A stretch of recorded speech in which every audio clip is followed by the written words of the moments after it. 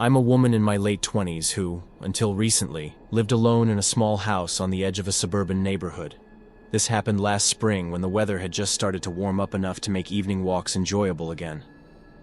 I'd been working from home for about 6 months at that point, and the isolation was starting to wear on me. My daily routine had become painfully predictable. Wake up, work at my desk until evening, then either watch TV or read until falling asleep. Sometimes I'd go days without speaking to anyone other than colleagues on video calls. To break this pattern, I started taking walks around the neighborhood after dinner, just 30 minutes to get some fresh air and movement. These walks quickly became the highlight of my day. On this particular evening in early April, I'd gone for my usual walk around 7:30 p.m. It was still light out when I left, but spring evenings darken quickly, and by the time I headed home, the streetlights had come on. I wasn't concerned though. My neighborhood had always felt safe. I arrived home, kicked off my shoes by the door, and settled on the couch to watch a documentary I'd been saving. About an hour in, I heard a sharp scratching sound from the side of the house where my bedroom window was located. At first, I dismissed it as a branch scraping against the siding. There was a small tree there that needed trimming. When I heard it again a few minutes later, I paused the TV and listened. The scratching had a deliberate quality to it, almost rhythmic. 3 scratches, pause, 3 scratches, pause. This definitely wasn't a tree branch moving in the wind. I muted the TV completely and stayed perfectly still. The scratching continued at exact intervals, and I noticed it was slowly moving along the side of the house, as if someone was walking while dragging something against the siding. My heart started racing as the sound made its way toward the back of the house. I moved to the kitchen where I could peek through the blinds at the backyard without turning on any additional lights. As I approached the window, the scratching suddenly stopped. I carefully moved the blinds just enough to see out and scanned the yard. At first, I saw nothing unusual. Then, movement caught my eye. A figure was crouched beside my shed, partially hidden by shadow. From their size, I could tell it was an adult, not some neighborhood kid playing a prank. I let the blinds fall back into place and grabbed my phone. As I started to dial 911, I heard my back door handle jiggle. Someone was testing if it was unlocked. Thank God I always double-checked my locks before settling in for the night. The jiggling stopped, and for a moment, I thought maybe they'd given up. Then I heard a much more alarming sound. The distinct crack of wood splitting. They were forcing the door open. I whispered my address to the 911 operator, explaining someone was actively breaking into my home.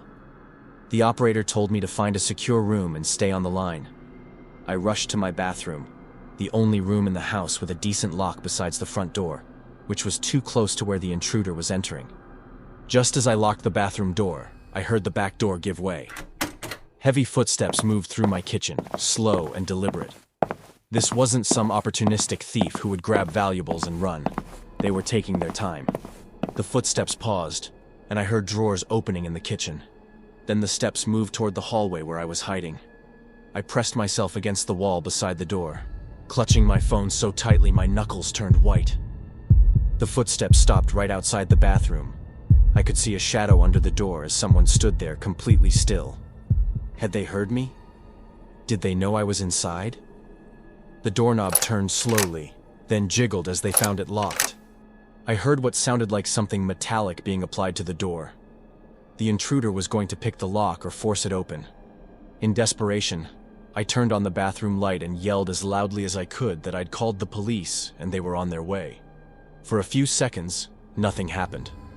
Then I heard rapid footsteps retreating, followed by the sound of my front door opening and slamming shut. I didn't dare unlock the bathroom. I just stood there, waiting for the police to arrive.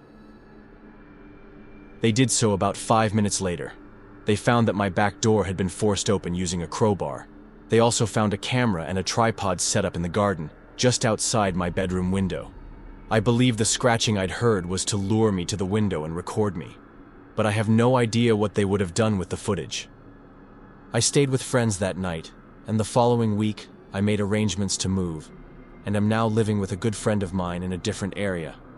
I never got an update from the police, but if I do, I'll make sure to share it with you.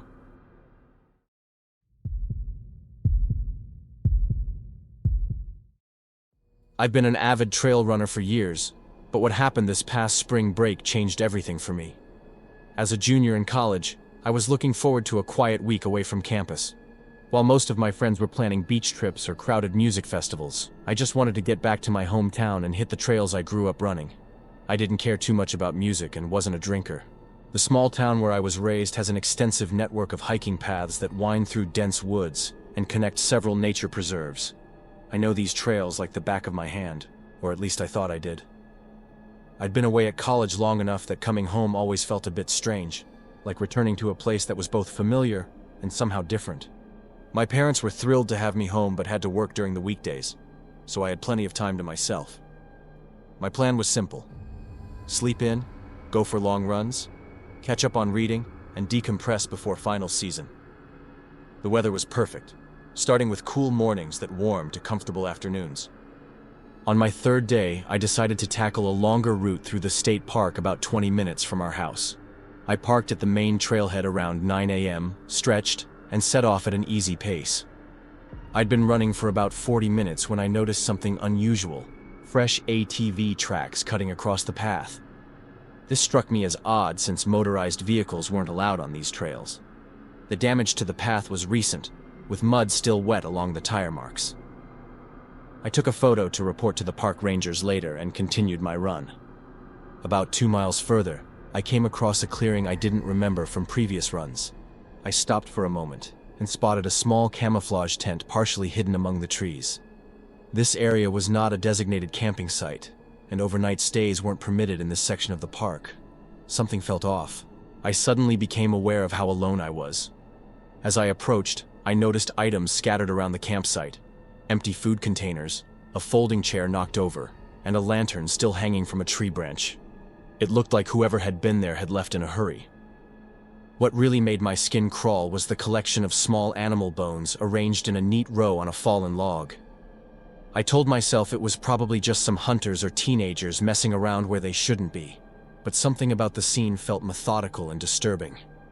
I decided to turn back, picking up my pace. That's when I noticed fresh boot prints in the mud, large ones, heading in the same direction I was running. I slowed again, realizing these prints hadn't been there when I'd passed through earlier. Someone had come through after me. The sounds of the forest suddenly seemed to intensify. Every snapping twig or rustling leaf made me jump. I tried to calm myself down, reasoning that it was probably just a park ranger. But I couldn't shake the feeling I was being watched. I was about a mile from the trailhead when I heard the distinct sound of an ATV engine starting up somewhere behind me. Without hesitation, I sprinted. I'm a good runner, but fear pushed me faster than I'd ever gone before. The engine sound grew louder. It was definitely following the trail.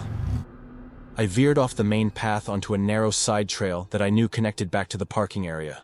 Too narrow for an ATV to follow. The detour would add distance, but at least I wouldn't be directly in the path of whoever was coming. I emerged into the parking lot breathless and shaking. My car was one of only 3 in the lot, and I noticed something that hadn't registered when I'd arrived. A mud-splattered pickup truck with a trailer hitch, perfect for transporting ATVs. I got in my car, locked the doors, and called the park ranger station. I described everything I'd seen: the illegal campsite, the disturbed appearance, the animal bones, and the ATV that seemed to be pursuing me. The ranger took my information and assured me they would investigate immediately. 2 days later, a park ranger called me back. They'd found the campsite exactly as I'd described it. But there was more. Hidden under brush about 50 yards from the tent, they'd discovered a large pit dug into the ground, 6 feet long, 3 feet wide, and 4 feet deep. They were treating the area as a crime scene. A week after I returned to campus, I received another call. The ranger explained they'd identified the owner of the campsite through items left behind. He was a man recently released from prison after serving time for violent offenses.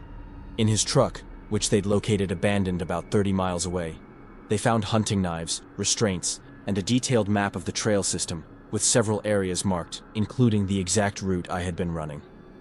The rangers believe I may have interrupted someone's carefully laid plans that day. I'm grateful that nothing happened to me that day, and that I reported what I had seen immediately. I dearly hope they catch that guy before he hurts anybody.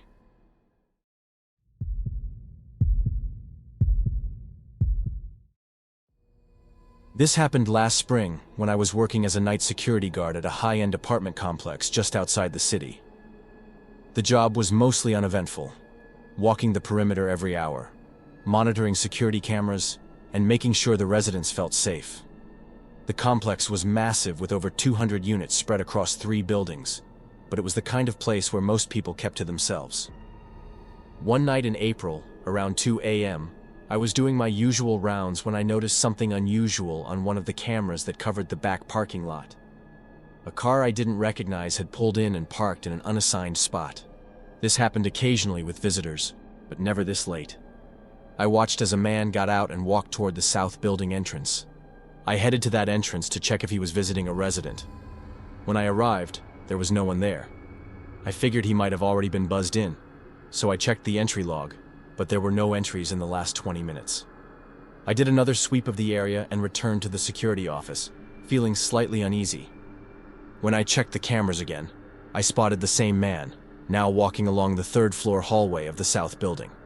He was moving slowly, stopping at each door as if checking the numbers. This immediately raised red flags.